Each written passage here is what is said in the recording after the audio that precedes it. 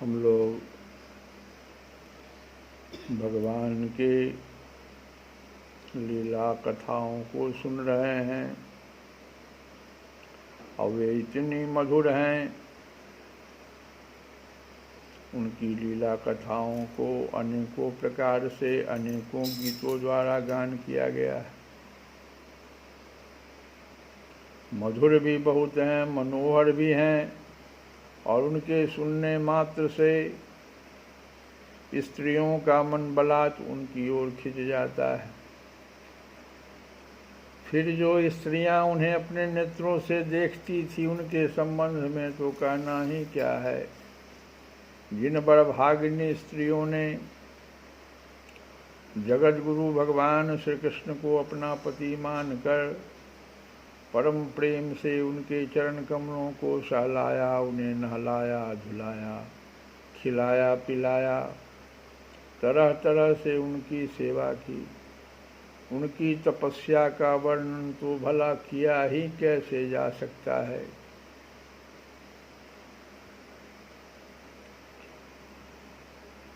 देखो, जो भगवान का जो प्रेम दिखाया गया है यहाँ, उसको समझने की जरूरत है।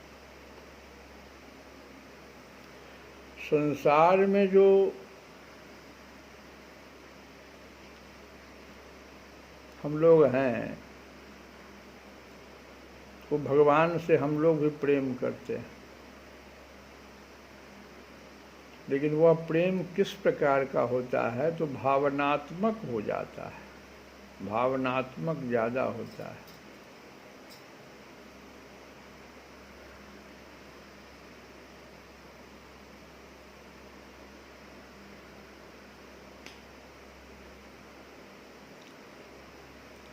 और तत्वात्मक प्रेम क्या हुआ?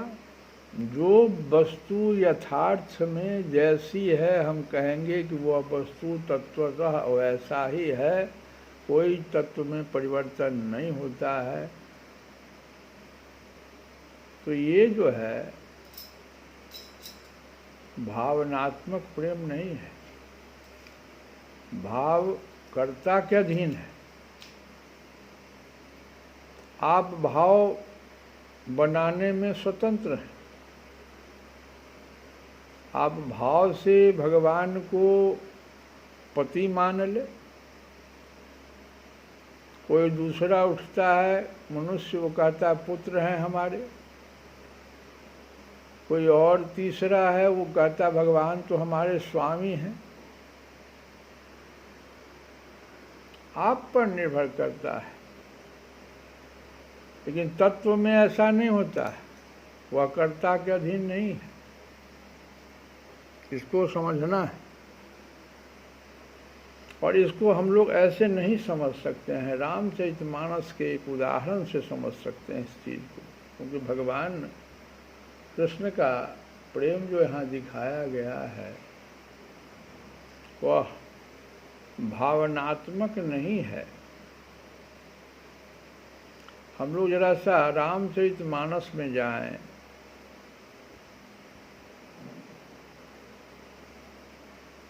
और वहाँ पर देखें कि सीता जी वियोग में हैं, लंका में हैं। भगवान हनुमान जी को भेजते हैं। सुंदरकांड का वह दोहा सुनिए कि तत्व प्रेम कर मम और तोरा। यहाँ पर देखिए शब्द है तत्व, प्रेम के पीछे लगा हुआ है। भगवान कह रहे हैं सीता जी से, संवाद जा रहा क्या कि तत्व प्रेम कर मम और तोरा। हमारे और तुम्हारे प्रेम का तत्व सात्विक है, भावनात्मक नहीं है। और एक चीज़ है कि जब किसी को दुख होता, भगवान अभी वियोग में भगवान भी हैं और सीता जी भी हैं। तो संसार में आप देखिएगा, किसी को जब दुख होता है तो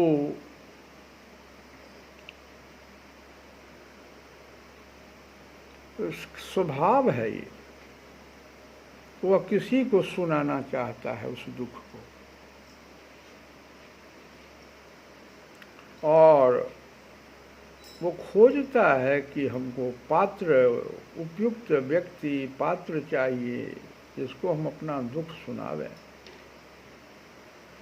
क्योंकि रहीमदास जी ने भी कहा है कि रहीमन, क्यों उपयुक्त पात्र की चाहिए, तो रहीमदास जी ने कहा कि रहीमन निज मन की व्यथा, मन ही राखे गोई, सुनि अठिलई हैं लोग सब, बाँटि न लई हैं कोई। इसलिए उपयुक्त व्यक्ति, पात्र चाहिए।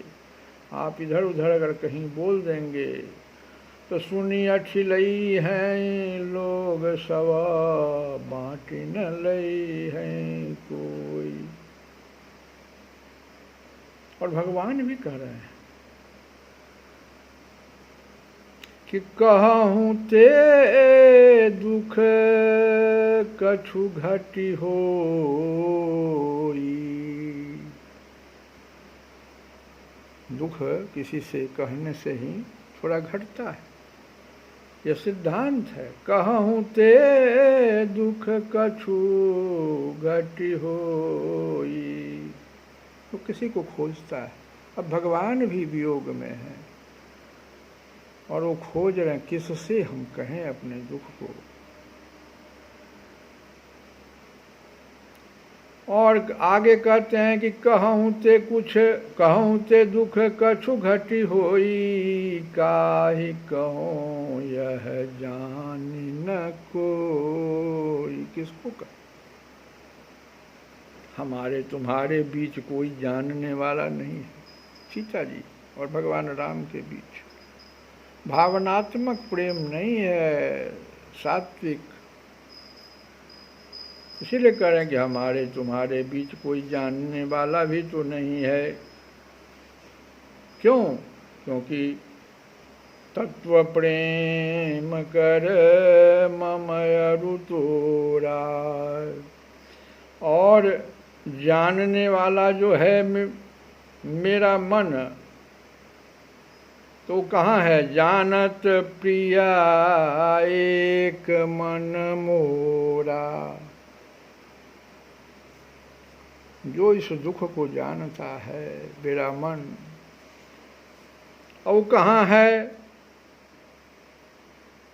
सो मनु सदा रहत तो ही पाही। अब बताओ किसको कहें हम? एक मेरा मन है जो जानता है, वह भी तुम्हारे पास है। क्यों?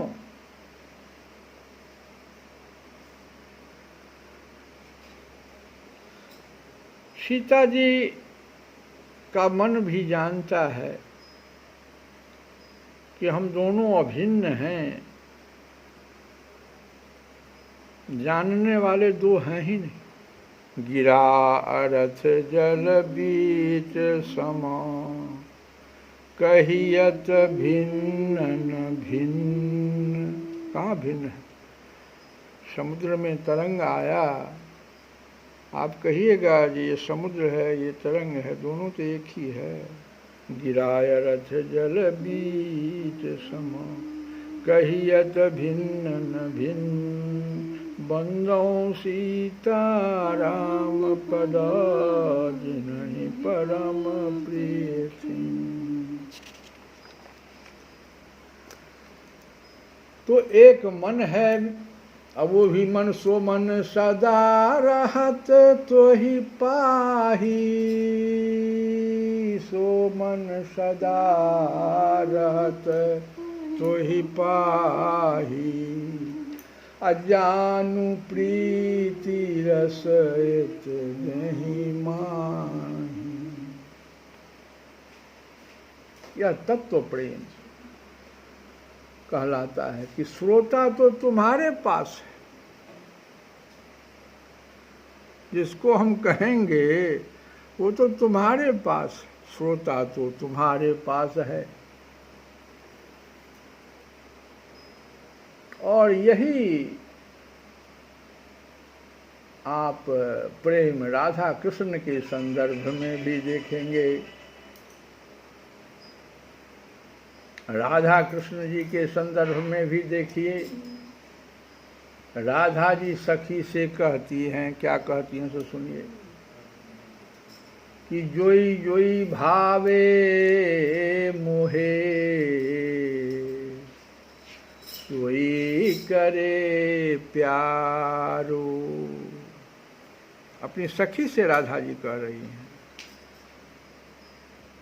कि जोई जोई भावे मुहे सोई करे प्यारो। इतने पर नहीं छोड़ती, कहती आगे कहती हैं, आज जोई जोई करे प्यारो,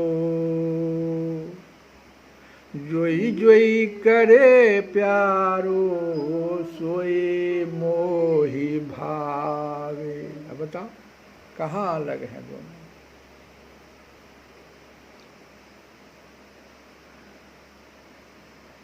मैं तो प्रियतम के नैनों में निवास करती हूँ और श्याम सुंदर मेरे नेत्र में निवास करते हैं।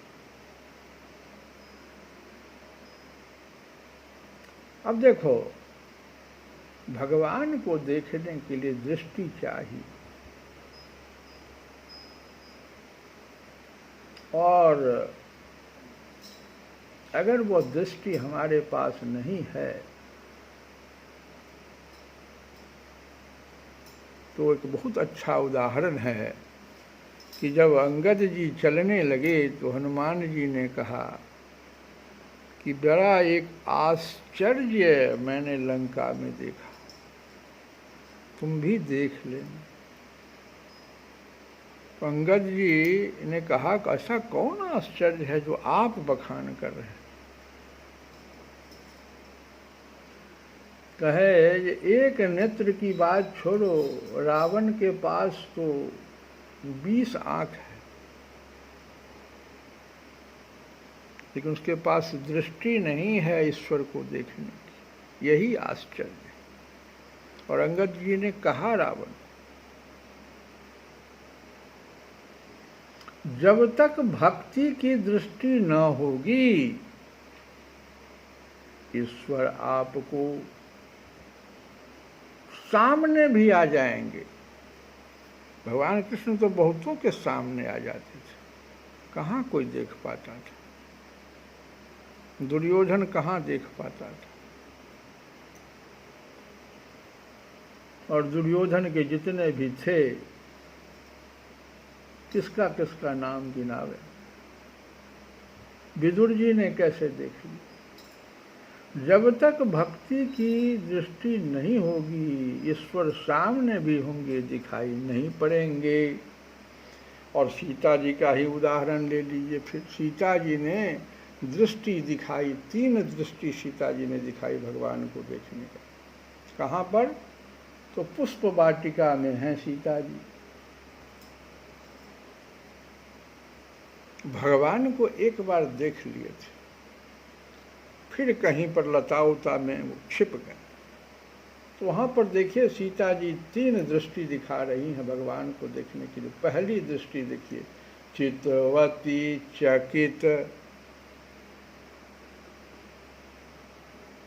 यहाँ चकित जो है, चितवती चकित पहली दृष्टि है। सीता जी कौन है? भक्ति है, भगवान को देखना चाहती है।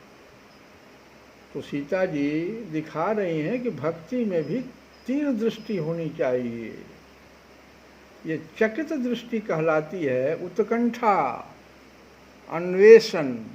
आप में उत्कंठा होनी चाहिए, भगवान को बेचैनी होनी चाहिए कि भगवान कहाँ चले गए। तो चितवती चकित चाहूं दिस सीता, कहाँ गए नृप किशोर मन चिंता। ये दूसरी दृष्टि, चिंता। अब भगवान दिखाई नहीं पड़ रहे हैं, चकित हो दृष्टि से वो देख रही है, लेकिन भगवान कहाँ गए नृप किशोर मन चिंता। उत्कंठा बहुत है, भगवान दिखाई नहीं पड़ रहे हैं, अब हमको चिंता भी आ जाना चाहिए, दृष्टि में चिंता हो जाना चाहिए।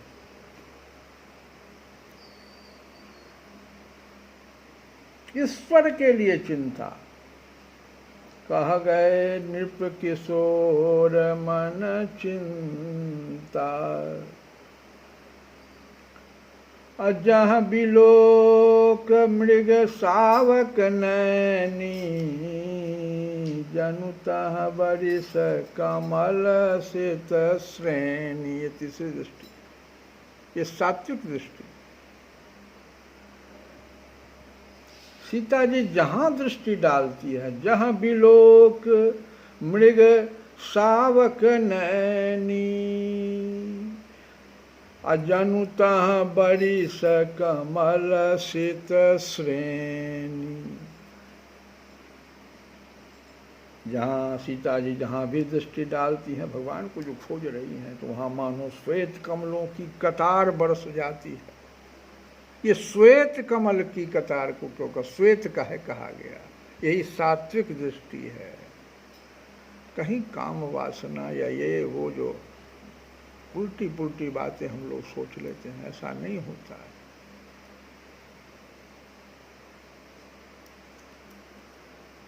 सांकेतिक अर्थ क्या हुआ कि सखियों ने पुष्प की वर्षा की, लेकिन सीता जी ने दृष्टि ही ऐसी की, सात्विक दृष्टि की, जैसे लगा कि श्वेत कमल की वर्षा हो रही।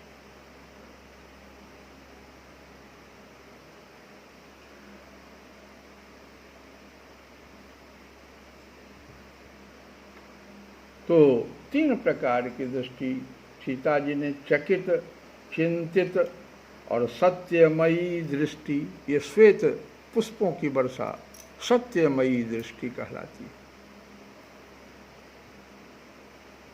ये तीन दृष्टि के तरफ सीता जी ने संकेत दिया।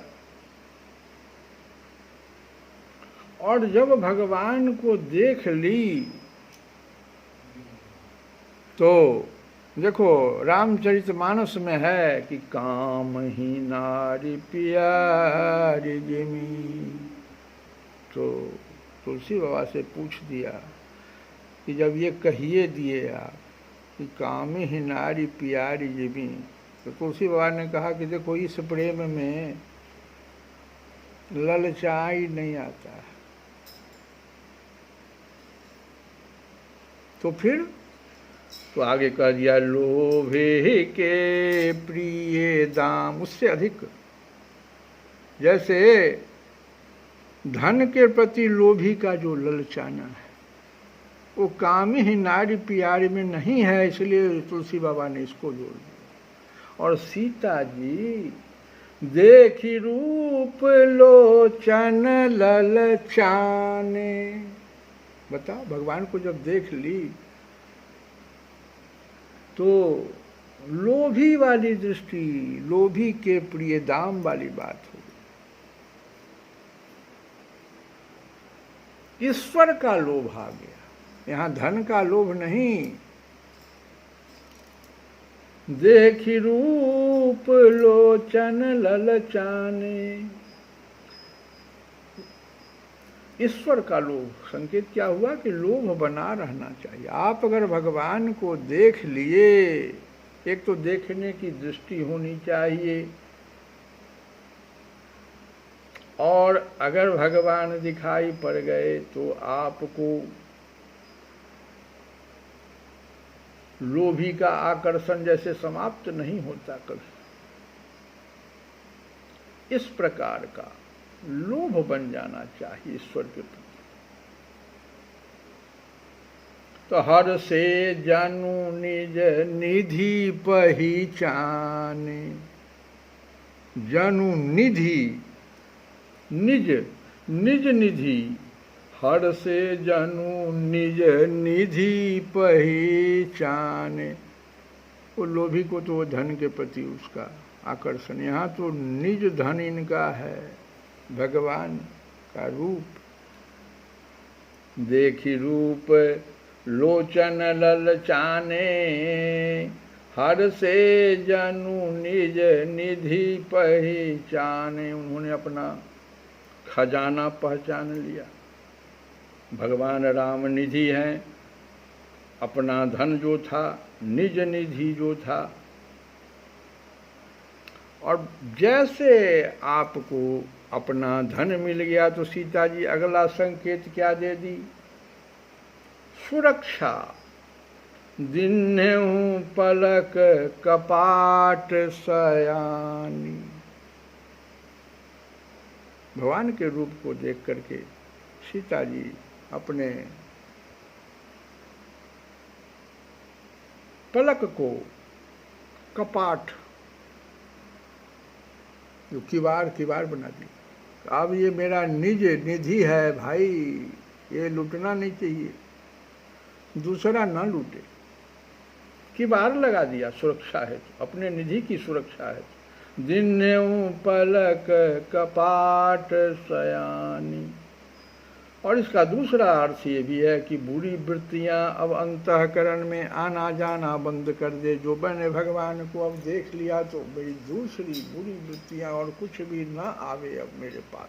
ये मनुष्यों के लिए है, ये सीता जी के लिए नहीं, हम सबों के लिए है, भक्तों के लिए।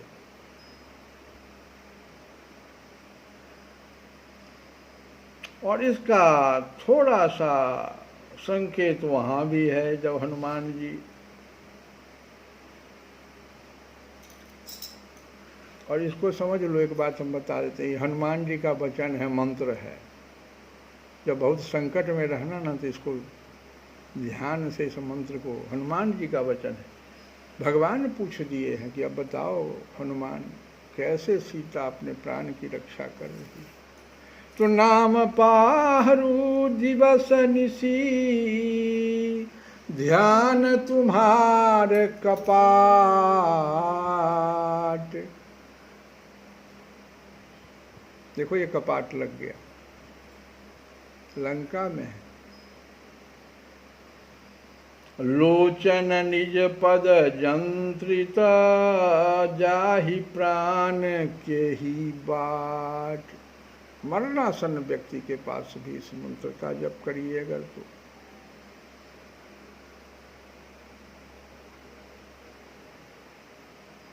कहाँ से प्राण जाएगा? हनुमान जी कह रहे हैं, किवाड़ लगा दिया, आपका नाम रात दिन पहरा दे रहा है।